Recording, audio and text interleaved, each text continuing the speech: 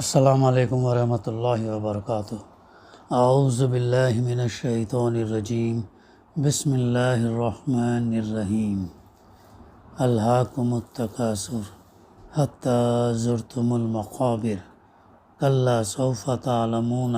ثم کلا سوف تعلمون، کلا لو تعلمون علم الیقین لترون الجحیم ثم لترونها عین الیقین ثم لتسألن یومئذ عن النعیم۔ صدق اللہ العلی العظیم۔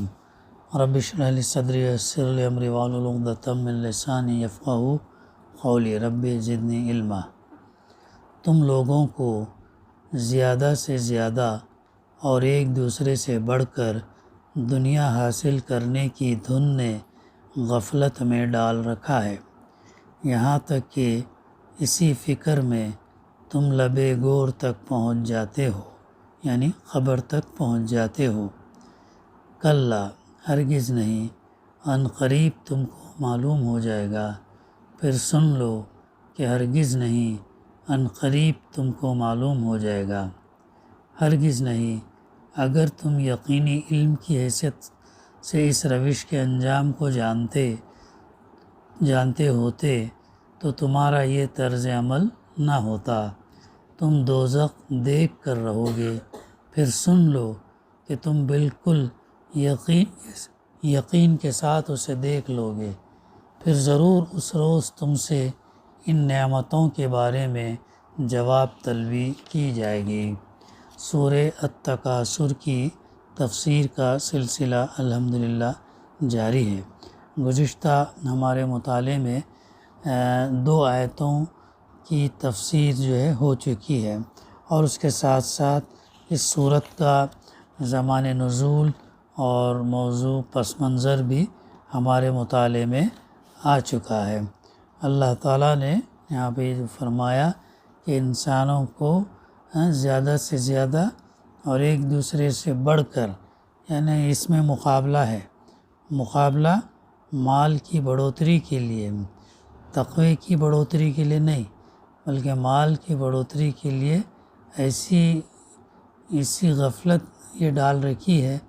کہ قبر تک انہیں اس کا احساس نہیں ہوتا، بلکہ اسی میں وہ منہمک ہوتے ہیں، اس سے جو اہم تر چیز ہے اس سے وہ غافل ہوتے ہیں۔ اب آگے کلا سوف تعلمون، نہیں، یہاں تک کہ اس فکر میں تم لبِ گور تک پہنچ، یعنی تم اپنی ساری عمر اسی کوشش میں کھپا دیتے ہیں اور مرتے دم تک یہ فکر تمہارا پیچھا نہیں چھوڑتی۔ گزشتہ مطالعے میں بھی جو بات ہے کہ انسان مال کا اتنا حریص ہے کہ اگر اسے 2 وادی بھر مال دیا جائے یا سونا دیا جائے تو وہ تیسرے کی تمنا کرے گا، حالانکہ یہ جانتا ہے یہ تمام چیزیں وہ چھوڑ کر جانا ہے، لیکن اس کے باوجود بھی مال کی محبت میں اتنا شدید ہے، جیسے سورہ عادیات میں بھی کہا گیا کہ وہ حل میں مزید اور زیادہ رکنے کا نام ہی نہیں لیتا، یہاں تک کہ وہ قبر تک پہنچ جاتا ہے۔ یہ یہاں پر بتایا گیا، کلا، ہرگز نہیں، سوف تعلمون، ان قریب تم کو معلوم ہو جائے گا، یعنی تمہیں یہ غلط فہمی ہے کہ متاع دنیا کی یہ کثرت اور اس میں دوسروں سے بڑھ جانا ہی ترقی اور کامیابی ہے۔ انسان نے اس کو ترقی اور کامیابی کا معیار بنا لیا کہ دنیاوی چیزوں کے اندر، مادہ پرستی کے اندر، مال کے اندر، زمینات کے اندر دوڑ، اور جو بڑھ چڑھ کر جس کے پاس زیادہ ہے اس کو کیا سمجھتے ہیں؟ کامیابی سمجھتے ہیں، حالانکہ یہ ہرگز ترقی اور کامیابی نہیں ہے۔ ان قریب اس کا برا انجام تمہیں معلوم ہو جائے گا اور تم جان لو گے کہ یہ کتنی بڑی غلطی تھی جس میں تم عمر بھر مبتلا رہے۔ ان قریب سے مراد آخرت بھی ہو سکتی ہے، کیونکہ جس ہستی کے نگاہ ازل سے ابد تک تمام زمانوں پر حاوی ہے، اس کے لیے چند ہزار یا چند لاکھ سال بھی زمانے کا ایک چھوٹا سا حصہ ہے۔ پیریڈ، ٹائم کا ایک بہت چھوٹا سا حصہ ہے، لیکن اس سے مراد موت بھی ہو سکتی ہے، کیونکہ وہ تو کسی انسان سے بھی کچھ زیادہ دور نہیں ہے، اور انسان جانتا ہے کہ اسے مرنا ہے، لیکن کب مرنا، کہاں مرنا اسے معلوم نہیں، وہ بالکل قریب ہے۔ اور یہ بات مرتے ہی انسان پر کھل جائے گی کہ جن مشاغل میں وہ اپنی ساری عمر کھپا کر آیا، وہ اس کے لیے سعادت اور خوش بختی کا ذریعہ تھا یا بد انجامی اور بدبختی کا ذریعہ۔ بتاتے ہیں نا کہ یہ انسان کی جو اللہ تعالیٰ نے انسان کو بخشش کا، مغفرت کا آخری سانس سے پہلے تک انسان کو موقع دیا، اور جب اس قریبی وقت میں جو اس کو محسوس ہو جاتا ہے کہ اس کا ٹھکانہ کہاں ہونے والا ہے، اچھوں کے ساتھ ہونے والا ہے یا برے لوگوں کے ساتھ جو ہے اس کا ٹھکانہ جانے والا، اسی لیے میت کو بھی جلدی کرنے کے لیے کہا گیا تاکہ اس کو اپنے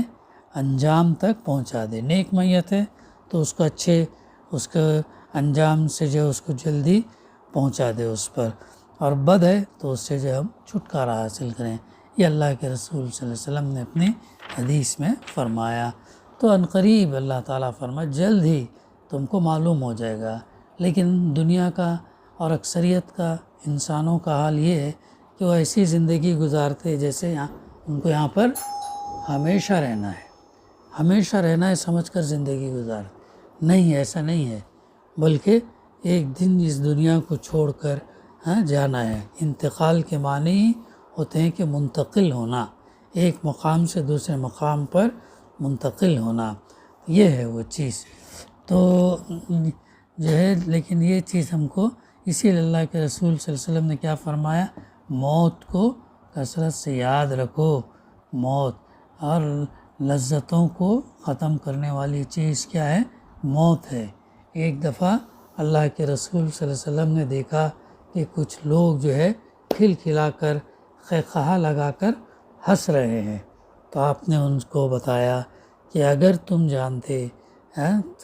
قیامت کیا ہے، آخرت کیا ہے، تو جو ہے تم ہنسو گے کم اور رو گے زیادہ۔ فکر اس کی کرنا ہے، ایک ایک دن جو ہمارا گزر رہا، ہم اپنے عنقریب انجام سے قریب ہوتے چلے جا رہے ہیں، موت سے قریب ہو رہے ہیں، آخرت سے ہم قریب ہوتے چلے جا رہے ہیں۔ اس کا جائزہ ہمیں احتساب ہم کو لیتے رہنا چاہیے، میری تیاری کیا ہے اس کے لیے، دن میں نے کیا نمازیں پڑھی، کتنے اچھے اعمال کیے، کتنے برے اعمال کیے، توبہ استغفار کیا نہیں کیا، اللہ سے معافی مانگا نہیں کیا، مانگا یا نہیں مانگا، یہ سب چیزوں کا جو ہم کو یہ لینا چاہیے، جائزہ لے رہے کہ ایک دن کم ہوتا جا رہا ہے اور ہم جو ہے اپنے مقام سے، اپنے انجام سے قریب تر۔ تو اللہ تعالیٰ وہی بات یہاں پر فرما رہا ہے کہ ہرگز نہیں، عنقریب تم کو معلوم ہو جائے گا۔ پھر دوبارہ فرما رہا ہے ثم پھر کلا سن لو، ہرگز نہیں، سوف تعلمون عنقریب تم کو معلوم ہو جائے گا۔ دیکھیے 2 بار اللہ تعالیٰ یہ بات کہہ رہا ہے، ایک دفعہ کہہ دینا بھی کافی سے زیادہ، لیکن تکرار کے ساتھ 2 دفعہ اللہ تعالیٰ اس کی اہمیت کو واضح کرنے کے لیے بیان فرما رہے کہ عنقریب جو ہے، ہرگز نہیں، عنقریب تم کو معلوم ہو جائے گا۔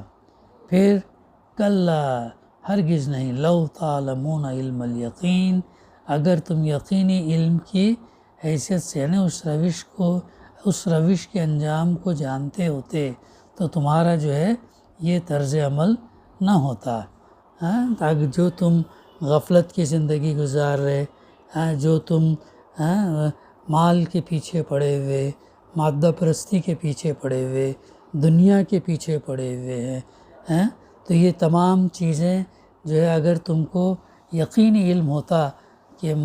موت کے بعد جو انجام ہمارا ہونے والا ہے، تو پھر جو ہماری جو غفلت کی، نافرمانی کی زندگی، سرکشی اور بغاوت کی زندگی سے جو ہے ہم دور رہتے۔ صحابہ اور اسلاف کے اندر کیا تھا، آخرت کا کانسیپٹ ان کے اندر کلیئر تھا، واضح تھا، ہے نا۔ وہ صحابی کا واقعہ، چلتے چلتے کیا کھجور جو ہے ان کو معلوم پڑا کہ اتنی بڑی اس کی اہمیت ہے آخرت کی، تو جو ہے شہید ہوئے تو فوراً جنت، تو کھجور پھینک کر پھر وہ اللہ کے رسول صلی اللہ علیہ وسلم کے ساتھ جہاد میں شریک ہے، اور یہاں تک کہ پھر ان کی موت اور شہادت حاصل کیا ہے نا۔ وہ واقعہ بھی کہ اسلاف کے جو ہمارے واقعات، ان کے کیسے بہترین واقعات ہیں، سچے واقعات، مستند واقعات، آخرت ان کے لیے اہم تھی۔ یہ دنیا کی زندگی کیا ہے، عارضی ہے، ٹیمپرری ہے، جیسے یہ گزر جائے، لیکن یہ زندگی ہمیں ہماری آخرت بناتی ہے یا بگاڑتی ہے، وہ ہم کو دیکھنا چاہیے۔ تو ایسے کام ہم کو کرنا چاہیے جس سے ہمیں ہماری آخرت بنتی ہو، نہ کہ بگڑتی ہو۔ ایسا جو ہے معاملہ نہیں ہونا چاہیے، ہے نا۔ وہ مشہور واقعہ حضرت عبداللہ بن عمر رضی اللہ کا پوتا، غالباً یا عمر رضی اللہ کا پوتا، جب وہ حرم میں یہ کر رہا تھا، عبادت میں مشغول تھا، منہمک تھا، تو خلیفہ مروان نے دیکھا کہ کتنا نوجوان ایک شخص جو ہے بہت جو ہے عبادت میں مشغول ہے، تو انہوں نے اسے بلا بھیجا، اور بلا بھیجنے کے بعد میں پوچھا، اے نوجوان تم کو کیا چاہیے، کیا تم کو چاہیے؟ تو اس نے کہا کہ ابھی نہیں، میں جو ہے حرم کے باہر آنے کے بعد سے آپ سے گفتگو کروں گا۔ تو خلیفہ نے اپنے کارندوں سے کہا کہ اس نوجوان کی عبادت ختم ہونے کے بعد میں اسے میرے پاس لے آنا۔ جب ان کے پاس لے آئے، پھر دوبارہ انہوں نے جب اس سے سوال کیا، تو نوجوان نے پوچھا کہ اے امیر المومنین، آپ مجھے دنیا دینا چاہتے ہیں یا آخرت میں کچھ دینا چاہتے ہیں؟ تو امیر المومنین مروان خلیفہ نے کہا کہ جو ہے میں دنیا ہی کروں گا۔ تو پھر اس نوجوان نے کتنا بہترین جملہ، کتنا سبق آموز اور ہمارے لیے کتنا نصیحت والا ہے کہ اس نے کیا کہا، اس نے کہا تو دنیا تو میں تو اللہ سے بھی نہیں مانگتا، آخرت میں اگر آپ میرے لیے کچھ کر سکتے ہیں تو وہ مجھے عطا کیجئے۔ یہ کہہ کر وہ جو نوجوان واپس ہو گیا، تو خلیفہ ملک مروان جو ہے وہ کہتا ہے کہ یہ نوجوان جو بھی گیا ہے یہ کون ہے؟ تو پتہ چلتا ہے کہ حضرت عمر فاروق رضی اللہ کا یہ پوتا ہے، یہ عبداللہ بن عمر کا پوتا ہے۔ تو تب وہ کہتے ہیں کہ یہ جو بات اس نے کہی، یہ دراصل اس نے نہیں کہی، بلکہ اس کا جو خون کا سلسلہ چلا آ رہا ہے اس نے اس سے کہلوایا۔ یہ ہے آخرت کی اتنی امپورٹنس تھی ہمارے اسلاف کے اندر۔ تو ہمارا فوکس کامیابی کا کیا رہنا، آخرت رہنا چاہیے، یہ ہم کو یہ تو یقینی اگر علم ہمارا ہوتا تو پھر ہم غفلت کی زندگی نہیں گزارتے، دنیا پرستی میں ہم مبتلا نہیں ہوتے، مال کے لیے ہم نہیں بھاگتے، حلال حرام کی تمیز کرتے، تو بہت ساری جو ہے ہمارا اخلاق جو ہے ہماری پستی میں نہ تھے، بلکہ ہمارے اخلاق بلند ہوتے۔ تو آگے اللہ تعالیٰ فرما رہا لَتَرَوُنَّ الْجَحِيمَ، تم دوزخ دیکھ کر رہو گے، لَتَرَوُنَّ الْجَحِيمَ ثُمَّ لَتَرَوُنَّ عَيْنَ الْيَقِينَ، پھر سن لو کہ تم بالکل یقین کے ساتھ اسے دیکھ لو گے، پھر جو ہے ثُمَّ لَتُسْأَلُنَّ يَوْمَئِذٍ عَنِ النَّعِيمِ، پھر ضرور اس روز تم سے ان نعمتوں کے بارے میں جواب طلبی جو ہے کی جائے گی۔ اس کی بھی تفسیر بڑی اہم ہے، اس میں اس فقرے میں پھر کا جو لفظ آیا اس معنی میں نہیں ہے کہ دوزخ میں ڈالے جانے کے بعد جواب طلبی کی جائے گی، بلکہ اس کا مطلب یہ ہے کہ پھر یہ خبر بھی ہم تمہیں دیے دیتے ہیں کہ تم سے ان نعمتوں کے بارے میں سوال کیا جائے گا، اور ظاہر ہے کہ یہ سوال عدالت الہی میں حساب لینے کے وقت ہوگا۔ اس کی سب سے بڑی دلیل یہ ہے کہ متعدد احادیث میں اللہ کے رسول صلی اللہ علیہ وسلم سے یہ بات منقول ہے کہ اللہ تعالیٰ نے جو نعمتیں بندوں کو دی ہیں ان کے بارے میں جواب دہی مومن اور کافر سب ہی کو کرنی ہوگی۔ یہ الگ بات ہے کہ جن لوگوں نے کفران نعمت نہیں کیا اور شکر گزار بن کر رہے، وہ اس محاسبے میں کامیاب رہیں گے، اور جن لوگوں نے اللہ کی نعمتوں کا حق ادا نہیں کیا اور اپنے قول یا عمل سے یا دونوں سے ان کی ناشکری کی، وہ اس میں ناکام ہوں گے۔ حضرت جابر بن عبداللہ رضی اللہ کی روایت ہے کہ رسول اللہ صلی اللہ علیہ وسلم ہمارے ہاں تشریف لائے اور ہم نے آپ کو تر و تازہ کھجوریں کھلائی اور ٹھنڈا پانی پلایا۔ اس پر اللہ کے رسول صلی اللہ علیہ وسلم نے فرمایا یہ ان نعمتوں میں سے ہے جن کے بارے میں تم سے سوال کیا جائے گا۔ ہاں وہ حدیث بھی ہم کو یاد ہے نا، جس کا مفہوم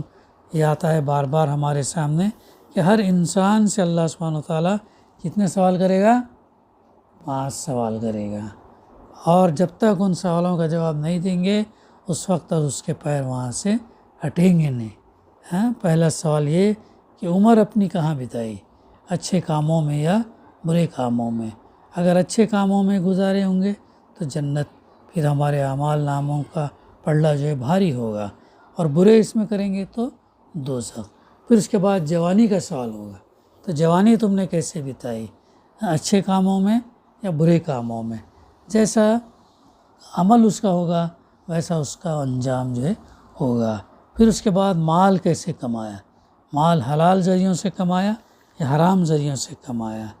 مال جو کمایا وہ خرچ کیسا کیا، یہ چوتھا سوال ہوگا۔